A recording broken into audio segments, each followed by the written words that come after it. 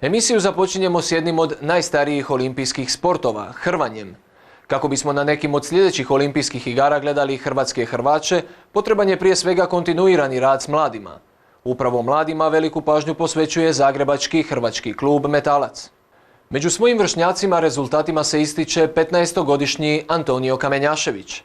Antonio se prvo okušao u nogometu, a onda je u 3. razredu osnovne škole otkrio hrvanje. 7 godina kasnije glavni je konkurent za naslov državnog prvaka među kadetima.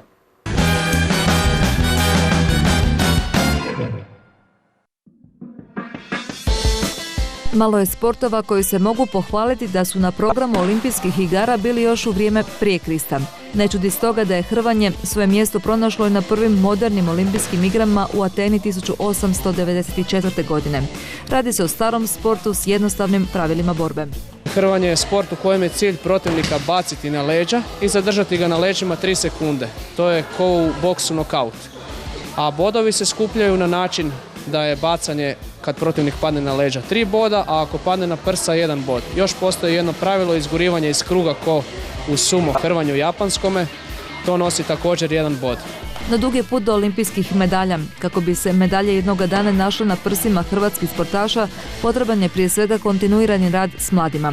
Zagrebački hrvački klub Metalac posebnu pažnju posvećuje baš njima. Naš klub je uvijek polagao velike nade u mlade Hrvače, tako da smo mi inače klub koji jako puno ulaže baš u najmlađe dobne kategorije, tako da se i ovdje sad okupila baš ekipa mladih trenera koji su inače educirani ovdje na Kineziološkom fakultetu i također su u hrvanju dugi niz godina i kao natjecatelji i treneri. Zahvaljujući stručnom vodstvu te svakodnevnim treninzima među svojim vršnjacima u klubu, ove godine posebno se ističe 15-godišnji Antonije Kamenjašević. Hrvanjem se bavi već 7 godina. Iako više voli borilačke sportove, ipak se prvo okušao u najpopularnijem sportu na svijetu. Kad sam bio 3. razred, prvo sam krenuo na nogomet i onda mi je u školu došao trener i ponudio mi da počnem trenirati hrvanje i tako sam od treninga do treninga shvatio da je hrvanje sport za mene. S vremenom Antonijev talenat i rad sve više dolaze do izražaja. Već je bio državni prvak u svojoj generaciji, a titula mu se ponovno smiješi. Ne treba zaboraviti ni pobjede na ovogodišnjim međunarodnim natjecanjima u Italiji, Mađarskoj i Slovačkoj. Od kadetskog uzrasta bi izdvojio Antonija Kamenjaševića koji je sada srednje godište kadeta, znači nije izlazno godište. Ove godine je izlazno godište 96, on je 97, što mu daje još jedan vjetar u leđa jer ove godine je glavni konkurent za prvaka države. Evo baš je jučer na kadetskoj ligi 4. krugu osvojio izvanredno prvo mjesto pobjedivši sve konkurente u svojoj kategoriji. Za pobjedu je potrebna hladna glava, kaže Antonije. Kako bi što duže zadržao unutarnji mir, za borbe je potrebno pripremiti i dobru strategiju koja vodi do ukupne pobjede. Najveći faktor je moja glava, znači kako ja razmišljam prije borbe i tehnika, znači dan prije natjecanja uvijek razmišljam o tehniki koju ću upotrijebiti tokom natjecanja i to me većinom najviše održi. Antonije kaže kako ima snažnu volju za ovim sportom pa uspijeva uskladiti sve svoje obaveze. Živi kao i svaki mladi sportaš. Dani mu prolaze na relaciji škola, sportska dvorana, teretana. Moglo bi se reći pravi spartanski život. Budim se u 6 i onda idem u školu, škola mi traje do 2, dođem kući oko 3:15. Idem, odspavam, naučim nešto malo i odmah idem na trening. Znači trening mi počinje oko 7, odradim teretanu, možda malo kondiciju, onda se hrvam do 10 i onda kući na spavanje. U Zagrebačkoj sportskoj gimnaziji koju Antonije pohađa imaju razumijevanja prema njegovim sportskim obavezama. Česti su izostanci zbog turnira i priprema. Pa izlaze zato jer moja škola podržava sport i onda imam opravdane satove kad god imam natjecanje, mogu odgoditi termine, na primjer za odgovaranje. Kada ga pitate za uzore, odmah ističe svoga klubskog kolegu Hrvača Dominika Etlingera, koji je ove godine juniorski prvak Europe. I Antonije ima velike planove. Kaže da neće odustati od svoga glavnog cilja olimpijskih igara 2020. Tada će imati 23 godine. No treba izdržati 8 godina svakodnevnih treninga, borbi, natjecanja i tko zna još čega. Hoće li uspjeti? Nadam se, uz trud i rad sve je moguće. Antonije izgleda otkrio univerzalnu formulu za uspjeh. Uz pravi rad doista sve je moguće. Mi ga držimo za riječ i nadamo se da će ostvariti svoj cilj i otići na olimpijske igre.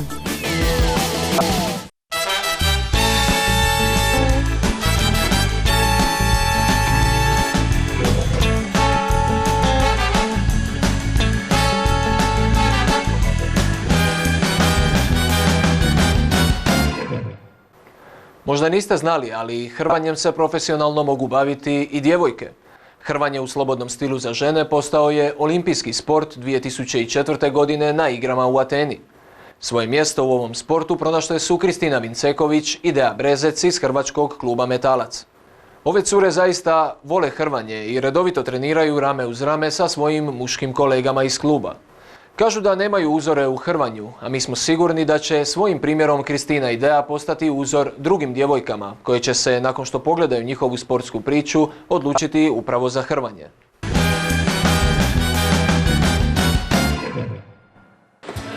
Iako je hrvanje od davnina muški sport, i žene ga vole.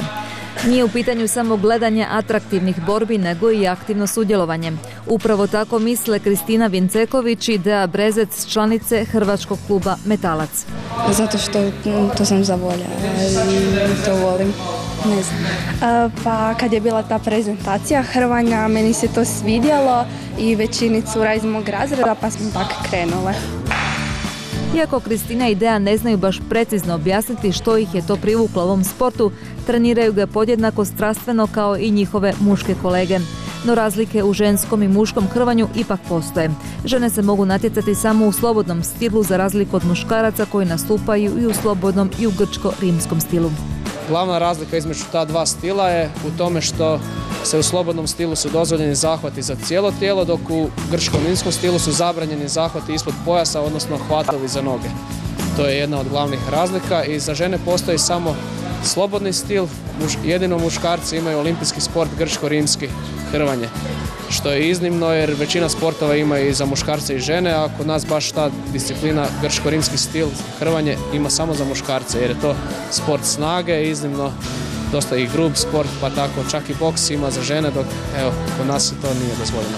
No Kristina i Dea neumorno treniraju 6 puta tjedno. Kristina se hrvanjem bavi 4 godine, a Dea 6. Ona je ove godine obranila naslov prvakinje Hrvatske i tako još jednom potvrdila da je najbolja u svom uzrastu. Kod nas je to još uvijek sve u povojima, dok neke druge zemlje imaju već razvijeni taj slobodni stil za djevojke. Inače, za žene je postao hrvanje olimpijski sport 2004. godine na olimpijskim igrama u Ateni. Mogućnost odlaska na olimpijske igre motivacija je i za Kristinu i Deu. Ne misle tek tako lako odustati, jer to i nije u sportskom duhu. To mi je cilj otići na olimpijske, na europsku probat i tako. Pa isto, da, bilo bi lijepo i ne znam, da se isplati taj trud. Uložile su puno truda, ali puno je posla pred njima. Idu još u osnovnu školu. Za sada nemaju problema sa usklađivanjem sportskih i školskih obaveza. U školi im izlaze u susret kada trebaju ići na natjecanja. Pa kad sam ujutro u školi, onda ujutro dođem, znači imam 6 sati. Kad dođem doma, ručam i sve normalno, naučim. Onda imam par sati između škole i treninga, pa idem na trening oko 6 na večer i kad se vratim s treninga istuširam se, idem na spavanje. Pa slično, meni je ujutro škola i onda poslije si pojedem i idem učiti, ja učim do treninga koliko imam vremena i onda odlazim na trening i sve uspijevam. I njihov trener Nikola Starčević slaže se da za ovaj uzrast još uvijek nije problem izaći na kraj sa školom i treninzima. Srednja škola sigurno će biti puno veći izazov. U mlađim dobnim kategorijama još uvijek nemamo problema s tim. Imamo termine na večer jer jedino su tada djeca slobodna. Djeca dođu na trening nekada kasne, kada imaju naravno taj 7. sat pa im nastava traje do 7:05, nama su treninzi u 7. Ali koju minutu zakasne pa uvijek oni to nadoknade. Mi im također dajemo domaće zadaće pa i doma rade vježbe snage, tako da izlazimo s tim na kraj, borimo se i za sad uspijevamo sve napraviti kako bi njihova sportska karijera išla onim tijekom kojim mi želimo. A da bi se njihova sportska karijera nastavila, Kristina i Dea morat će još više trenirati. Dobre pripreme ključ su uspjeha, jer borbe su brze, pa ponekad sitnice odlučuju pobjednika. Potrebna je kondicija, koncentracija, to je jako važno, priprema, sami treninzi, Možda, mislim, nama curama nije to tako toliko bitno, ali dečkima i snaga i sve je bitno, najmanje sitnice uglavnom. U ovom dominantnom muškom sportu nije lako naći svoje mjesto, a Kristina i Dea dobro to znaju. Kažu da im je teško naći uzore jer se u ovom sportu nemaju s kim usporediti. Pa baš i ne, jer ima više dečki nego cura, pa ne možemo se baš usporediti s nekim. Pa da, nemam uzor zato što nema toliko cura nego više dečkiju i onda nemam. Mi smo sigurni da će svojim primjerom Kristina i Dea postati uzor nekim drugim djevojkama koje će se, gledajući njihovu sportsku priču, odlučiti okušati u hrvanju.